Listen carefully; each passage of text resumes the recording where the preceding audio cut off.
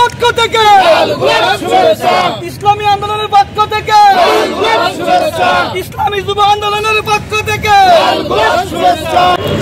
খোকসা উপজেলার কৃতি সন্তান শিউলিয়া ইউনিয়নে মানিককাট গ্রামের সন্তান আলহাজ মোহাম্মদ আনোয়ার খান কুষ্টিয়া জেলার শ্রেষ্ঠ রেমিটেন্স প্রেরণকারী হিসাবে নির্বাচিত হয়েছেন। 18 ডিসেম্বর আন্তর্জাতিক অধিবাসী দিবস এবং জাতীয় প্রবাসী দিবস 2024 উপলক্ষে কুষ্টিয়া জেলার শ্রেষ্ঠ রেমিটেন্স প্রেরণকারী হিসাবে নির্বাচিত হয়েছেন। সেই উপলক্ষে খোকসা উপজেলা ইসলামী আন্দোলন, ইসলামী যুব আন্দোলনের পক্ষ থেকে আলহাজ মোহাম্মদ আনোয়ার খানকে ফুল দিয়ে বরণ করে নিচ্ছেন খোকসা বাস স্ট্যান্ড চত্বরে। এই সময় উপস্থিত ছিলেন ইসলামী যুব আন্দোলনের জাহাঙ্গীর আলম, মিথুন বিশ্বাস, ইসলামী আন্দোলনের মান্নান, ইসলামী আন্দোলনের শরীফুল সহ ইসলামী আন্দোলনের অন্যান্য সদস্যবৃন্দ। এই সময় আনোয়ার খান তার ব্যক্তিগত অনুভূতি আমাদেরকে জানান। বিস্তারিত থাকছে ভিডিওতে।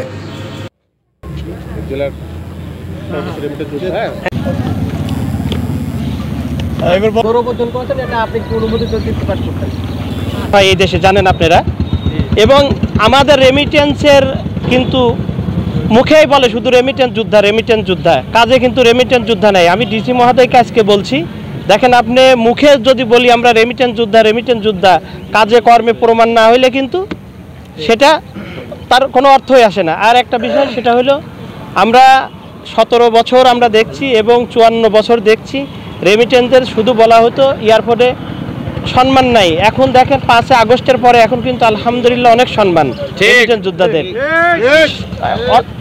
সব দিক থেকে। এবং আজকে কুষ্টিয়া ডিস্ট্রিক্টের রেমিটেন্স যোদ্ধায় আমি পুরস্কারে প্রথম হয়েছি। এটা আল্লাহর কোটি কোটি শুকরিয়া, আলহামদুলিল্লাহ। আল্লাহর শুকরিয়া ছাড়া সম্ভব না এটা।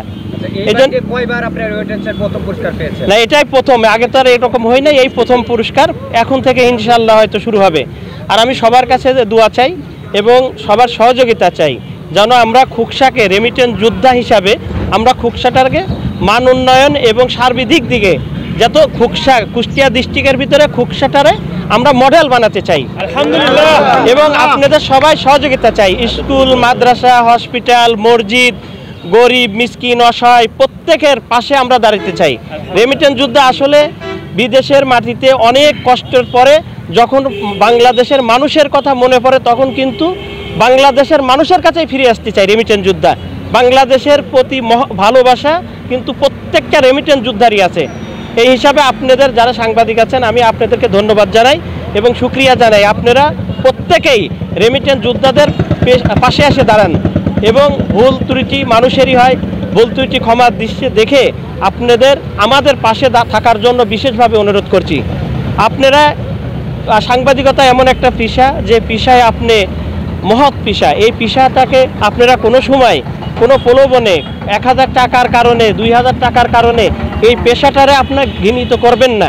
এটা আমার আকুল আবেদন এবং অনুরোধ।